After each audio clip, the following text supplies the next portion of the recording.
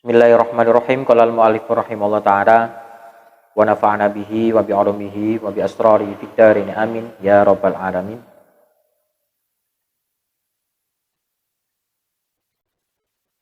Pasal 152 qauluhu rubbama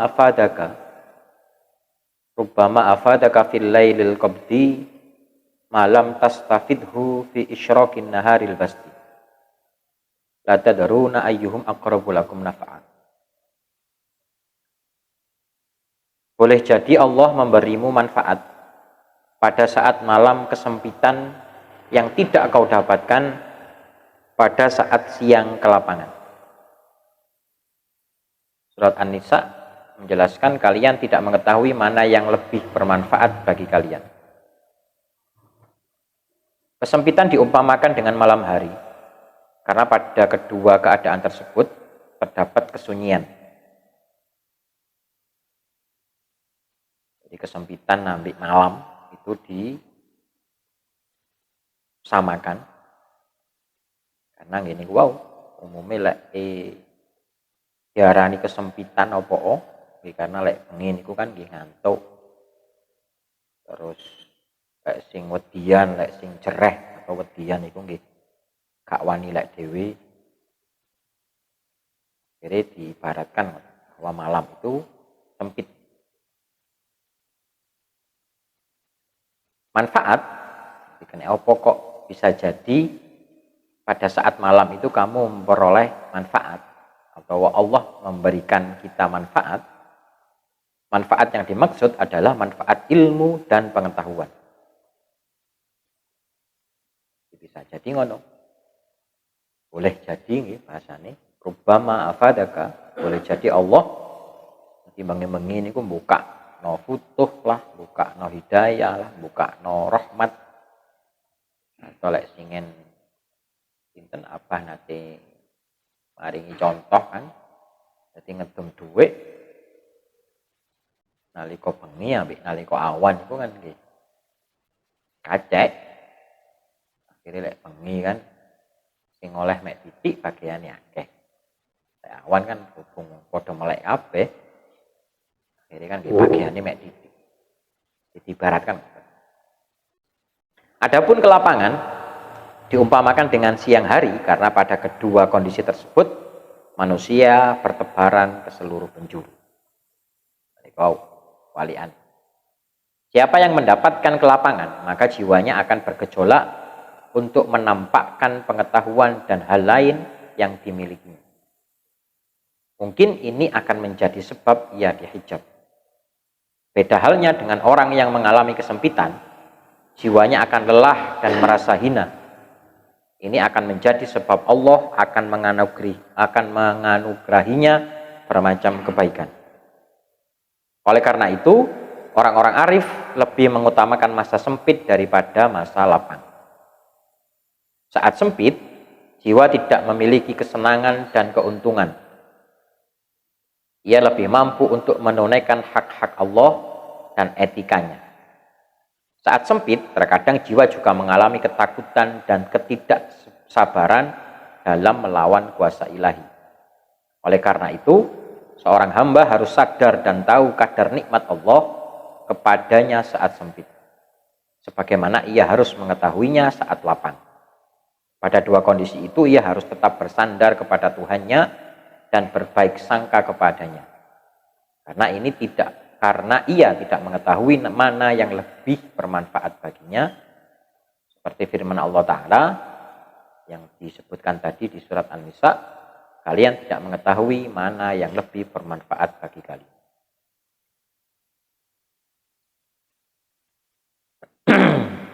Di kesimpulan ini sama kali sing nikolah. Pinten? Riyayane wong arif niku nggih nalika sempit, nalika kangelan ngoten. Karena kita ketika sakit, ketika di posisi terjepit itu kan lebih mudah ingat Allah, lebih DP luwih cedhek nang ngene Gusti Allah. Cuma nggih niku wau paragraf tahu di kata-kata yang terakhir intinya yo sakjane yo gak sempit tok, kudune pas lapang atau pas awan. Biasanya bengi kudune pas awan yo bisa disituasikan, bisa di apa jenenge? Bisa dikondisikan. Jadi kudune awan bengi yo kondisinya tetap sama. Qaluhu matali'ul anwari al-qulub wal asrar. Tempat terbitnya cahaya ilahi adalah hati dan relung batin.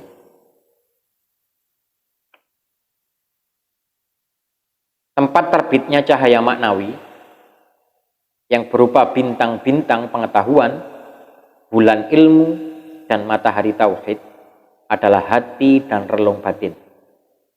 Hati orang arif seumpama langit yang di dalamnya seluruh bintang bersinar. Cahaya-cahaya maknawi itu lebih terang sinarnya daripada cahaya-cahaya bintang sesungguhnya.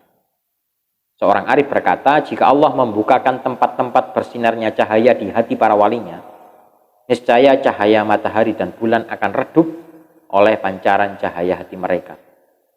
Cahaya matahari dan bulan tak sebanding dengan cahaya hati, karena cahaya keduanya masih bisa dihalangi oleh gerhana. Selain itu juga akan tenggelam di malam atau siang hari. Sementara itu cahaya hati wali Allah tidak pernah tenggelam atau mengalami gerhana. Asyadili berkata, jika Allah menyingkap cahaya seseorang mukmin yang bermaksiat, cahaya itu menyinari semua yang ada di antara langit dan bumi. Lantas bagaimana halnya dengan cahaya mukmin yang taat? Di antara bukti kelembutan Allah untuk seluruh makhluk adalah Dia tidak menyingkap cahaya-cahaya kaum arif. Al-Mursi berkata, jika Allah membukakan hakikat para walinya, niscaya wali-wali itu akan disembah karena sifat-sifat dan watak-wataknya sama dengan sifat-sifat Allah Ta'ala. Ya, akhirnya wow, ketika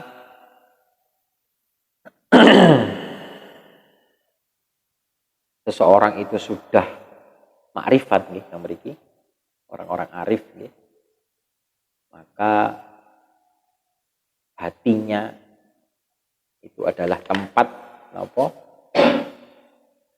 Tempat terbitnya cahaya ilahi. Hati dan relung batinnya itu menjadi tempat terbit. Jadi hati ambil batinnya itu merupakan sumber dari beberapa cahaya. Jadi ibaratkan semesta ini, makanya kena apa kok kata-katanya bintang pengetahuan, bulan ilmu, dan matahari tauhid. Itu kan menggambarkan semesta alam yang perbandingannya kalau alam semesta ini itu kan ada apa iso dihalangi lah, atau iso sudo, bahkan iso hilang. Contohnya kan matahari ketika malam kan ya ketok, bulan ketika siang kan ya ketok. Tapi kalau hatinya orang-orang arif ataupun cahayanya orang-orang makrifat itu tidak akan pernah sirna, tidak akan pernah padam.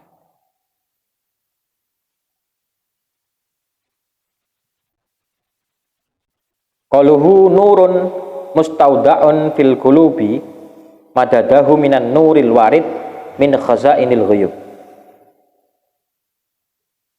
Cahaya yang tersimpan di dalam kalbu bersumber dari cahaya yang datang dari perbendaharaan ghaib. Min khazainil ghuyubi, saking piro-piro gedonge, piro-piro samar, piro-piro ghaib. Cahaya yang tersimpan dalam hati disebut nurul yakin atau cahaya keyakinan, yaitu yang tersimpan dalam hati orang-orang arif, orang-orang makrifat. Cahayanya bertambah terang dengan cahaya sifat-sifat azali yang bersumber dari perbendaharaan gaib. Jika Allah menampakkan diri dan sifat-sifatnya kepada mereka, cahaya yang masuk ke dalam hati mereka akan bertambah. Itu adalah bukti perhatian Allah kepada mereka. Dalam kitab Lataiful Minan disebutkan, ketahuilah bahwa Allah Subhanahu wa taala jika mengangkat seorang wali, dia akan menjaga hatinya dari segala kebendaan dan menjaganya dengan cahaya-cahaya yang terus meneranginya.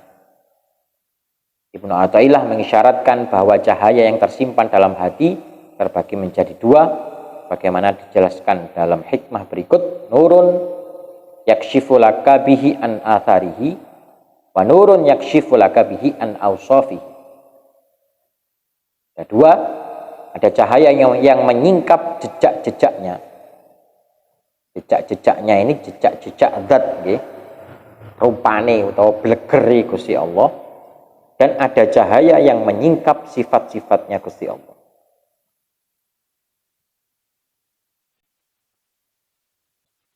Ada cahaya yang menyingkap keadaan makhluk-makhluk, sehingga ia menyinari ahwal para hamba dan menyinari yang ada di atas bumi dan di bawah langit.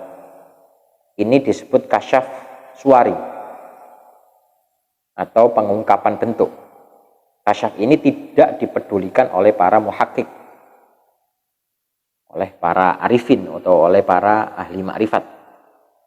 Ada pula cahaya yang menyingkap sifat-sifat Allah dan keindahannya. Cahaya ini tidak akan terlihat kecuali pada orang-orang yang darinya tampak sifat-sifat Allah. Ini disebut kasyaf maknawi, pengungkapan immaterial atau pengungkapan sesuatu yang tidak terlihat. Kasyaf inilah yang dicari oleh para muhakkik. Ibnu Athaillah tidak mengatakan ada cahaya yang menyingkap zatnya, karena penampakan zat Allah yang murni dan bersih dari sifat-sifat masih menjadi perdebatan. Kan ini qaulune nurun yakshifu lakan atharihi, jadi jejak-jejak athar. Tapi kan intine athar, bekas itu kan padha ambek bayangan lah. Kan bayangan itu ono sing ono bendanya, ada sesuatunya. Anane ono ayang-ayang kan mesti ono sesuatu yang menimbulkan bayang. Tapi memang terjadi perdebatan di kalangan arifin ataupun di kalangan para ulama. Sebagian dari mereka menafikannya. Jadi kalau ceritanya makhluk itu iso ndelok zati Gusti Allah, sebagian lagi membenarkan kemungkinannya. Jadi sangat bisa makhluk itu bisa melihat zatnya Gusti Allah. Syekh Muhyiddin menyebut penampakan zat Allah yang murni ini dengan bawarik kilat, karena ia datang dan hilang dengan cepat dan manusia tidak sanggup menerimanya dalam waktu lama. Ini masih menjadi khilaf terkait bisa terlihat zatnya Allah atau tidak, itu masih menjadi khilaf. Kalau termasuk termasuk keterangan di Isra dan Mi'raj. Kalau Isra itu kan semua ulama sepakat bahwa Nabi niku pindah ke Masjidil Haram nang Masjidil Aqsa. Itu semua tidak ada ulama yang menolak bahwa peristiwa itu benar-benar terjadi. Walaupun secara logika kan tahun itu atau saat itu kan tak mungkin yang detik kok Najib Palestina, kok Mekah dan Palestina dalam waktu yang sedemikian singkat kan sangat tidak mungkin ketika. Ini kan ulama tidak ada perbedaan pendapat. Tapi kalau Mi'raj itu kan ulama ada perbedaan pendapat. Perbedaan pendapat ulama itu Kanjeng Nabi itu Mi'raj tak jadi nama boten. Kan logika utawa utak yang menungso cara di ruang apa itu di atas atmosfer ini kan manusia gak iso ambekan. Ini kan itu tak ya itu ada perbedaan pendapat. Waktu ngomong sak sate, anak ngomong boten. Dan hadis yang paling kuat yang boten sak sate, yang itu diriwayatkan langsung oleh Sayyidah Aisyah dari beliau. Tidak untuk menampik, untuk menolak ataupun dan logika kita tidak. Qalhu rubbama waqafatil qulub ma'al anwar kama hujibatin nufus dikasa ifil azya. Bisa jadi hati terhenti pada cahaya-cahaya sebagaimana terhijabnya jiwa oleh gelapnya bayang-bayang kita. Bisa jadi hati tertutup oleh cahaya-cahaya dan terhenti dari perjalanannya menuju Allah, sebagaimana jiwa tertutup oleh tebalnya ciptaan, syahwat, dan kenikmatan, sehingga terhalang dari Allah Ta'ala. Hijab yang menghalangi dari Allah itu ada dua macam. Pertama, hijab yang bersumber dari cahaya, yaitu ilmu dan pengetahuan. Jika hati berhenti padanya, dia akan merasa cukup dengannya dan menjadikannya sebagai tujuan dan maksud. Kedua, hijab yang bersumber dari kegelapan, yaitu nafsu, syahwat, dan kebiasaannya. Ia digambarkan dengan ketebalan dan kegelapan karena tidak bisa dihilangkan kecuali dengan perjuangan dan penderitaan. Jadi sing nanti kalau bahas omongan itu beberapa waktu yang lalu, ketika foto-foto tirakat, ketika foto-foto mujahadah bahasanya, itu kan akhirnya muncul bening toh, orang beningnya hati, orang beningnya nafsu. Ini yang awal ini kan beningnya hati, yang kedua itu kan beningnya nafsu. Nafsu kok dituruti kan? Latur menunggu. Hanya ini bagi sini bahasanya adalah hijab. Hijab itu ada dua, ono sing cahaya, ono sing gelap. Ono sing padang, ono sing petang. Sing padang akhirnya kan itu ilmu pengetahuan, di rumongso iso opo, rumongso ketok opo. Itu memang betul-betul yang gelap. Rupane syahwat atau kebiasaan.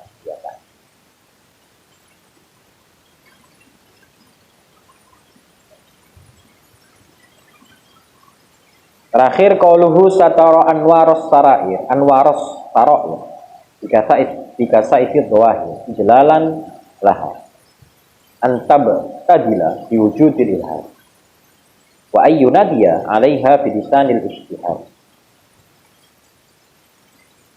Ya Allah menutup cahaya batin dengan tebalnya perbuatan lahir untuk memuliakannya, sehingga tidak menjadi murah, lantaran mudah terlihat orang dan tidak diseru dengan lisan yang menyebutkan ketenaran. Allah menutup cahaya hati para walinya dengan perbuatan lahir mereka dan profesi yang mereka geluti dalam kehidupan sehari-hari. Karena perbuatan lahir para wali itu dapat menghalangi orang lain untuk melihat cahaya hati mereka. Allah melakukan itu demi memuliakan cahaya batin, sehingga tidak murah dan tidak tergoda oleh popularitas, karena ia memiliki kedudukan tinggi dan rawan godaan. Allah memuliakannya agar ia tidak diobral, karena mudah dilihat. Allah menjaganya dari ketenaran di antara makhluk agar tidak menyebabkannya terhina di tengah mereka. Hal ini sudah dijelaskan Ibnu Athaillah dalam hikmah yang terdahulu. Suci Allah telah menutup rahasia keistimewaan dengan ditampakkannya sifat-sifat kemanusiaan. Allah menutup cahaya dan rahasia keistimewaan itu tak lain sebagai bentuk rahmat dan kasih sayangnya kepada kaum mukminin. Hal itu disebabkan jika rahasia kewalian itu ditampakkan pada seseorang, niscaya orang itu akan dituntut untuk melaksanakan kewajiban-kewajiban yang tak mampu dilakukannya. Jika ia kurang dalam melaksanakan kewajiban-kewajiban itu, ia akan terjebak pada sesuatu yang dilarang. Ilahuna wallahu ta'ala alam.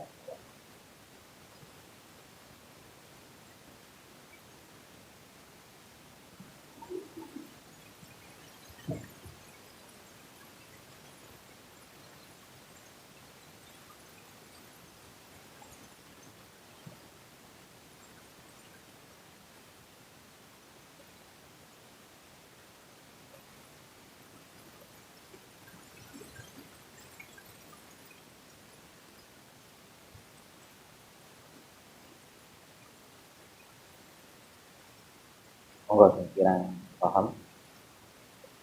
Sampai kapan?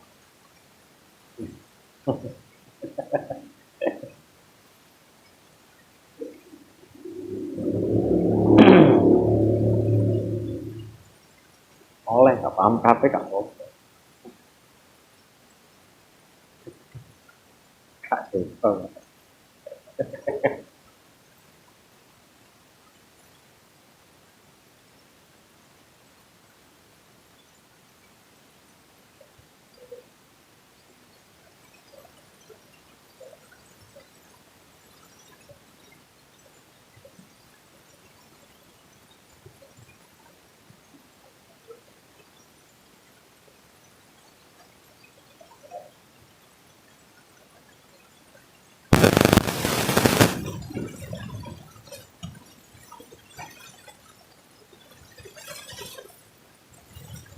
Intinya kan bahwa di hati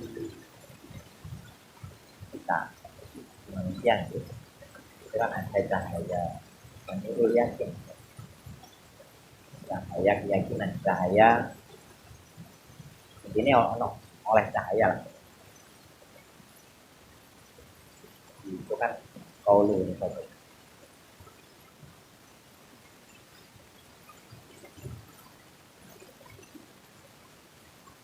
Tadi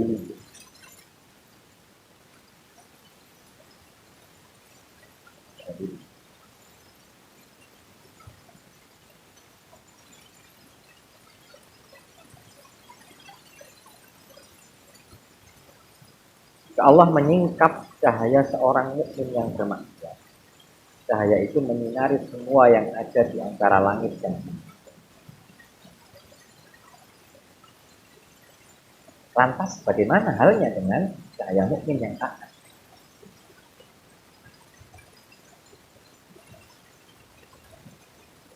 Ya pasti seseorang mukmin kok disifati ambil maksiat atau bahkan kita biasanya mukmin mukmin itu kan fa'il, asli juga itu fa'il. Jadi kedua-duanya itu adalah posisi orang yang melakukan. Mukmin berarti wong sing duwe keyakinan, maksiat berarti sing nalika nglakoni. Ya. Wong mukmin nalika nglakoni itu ketika keyakinannya muncul, ketika di kono dibuka dodoni, itu kan sinarnya, cahaya itu bisa menerangi. Iya, wow, ketika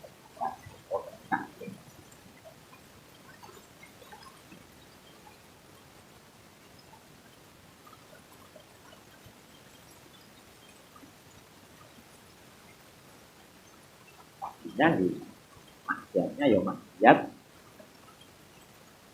iling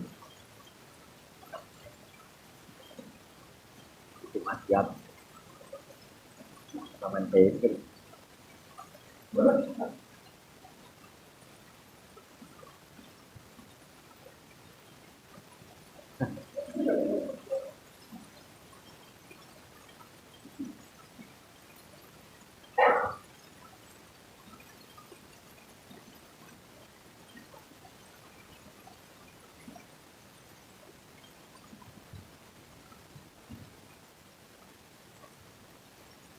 Beda ya.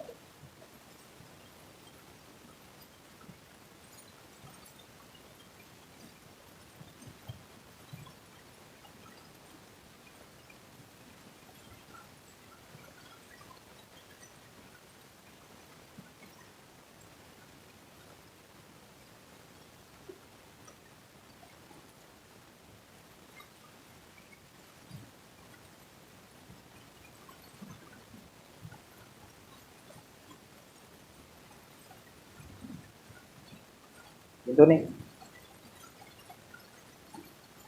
Ini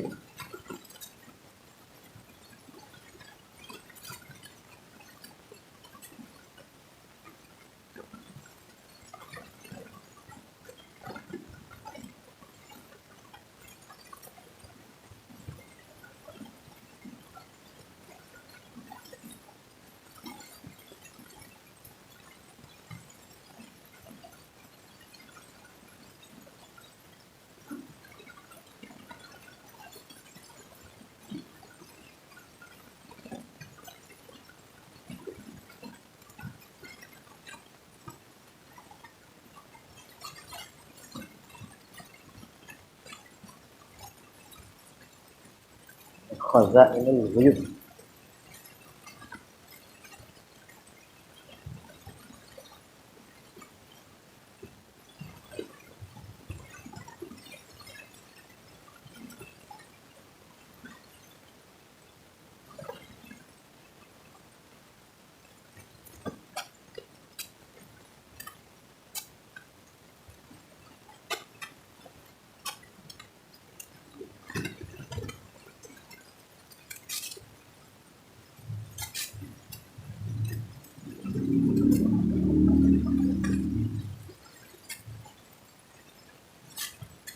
Semua takokno Khazainul Ghuyub.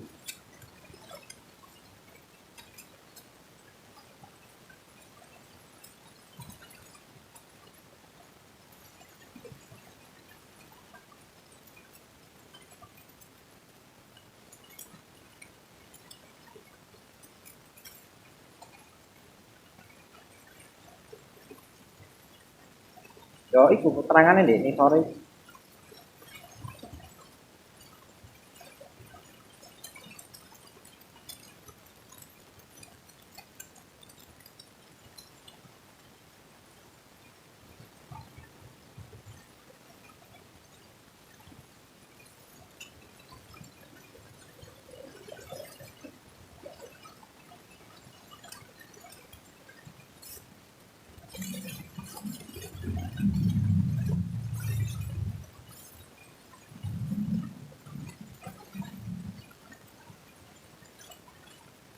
Khazainul Ghuyub itu adalah cahayanya bertambah terang dengan cahaya sifat azali yang bersumber dari perbahanan. Ini Khazainul Ghuyub bahwa nurul awsaf al azaliyah. Faidah tajallallahu alaihim bi aswahihi tanzihu dzalika nur. Hasil disebut dari dalil ala yang atillah di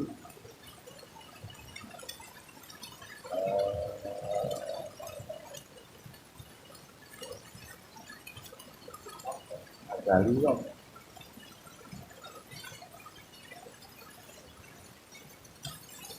Cara gambarno ya lah mahfud ngono lah. Paham to lah mahfud?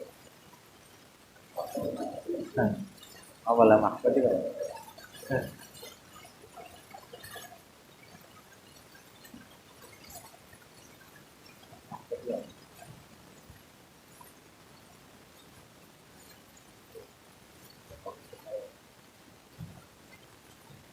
Tayangan kan akeh. Mau kacak tayangan, terus mau kacanya tetep. Ya toh. Itu kan catatan. No, mau ada di sana no perbendaharaan khususnya nanti tayangan kawan di alam itu kan ono hutan ini makanya khozain itu kan gedong pira-pira gedong khozain ini lebuyuk itu oleh apa ini kan pira-pira gedong ini pira-pira ada boleh keren saja ono logistik di loh yang dah rupanya ini mendekat ini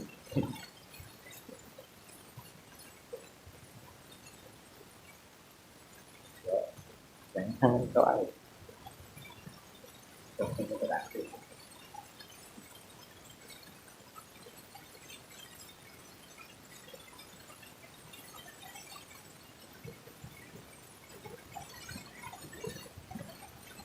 Gitu nih.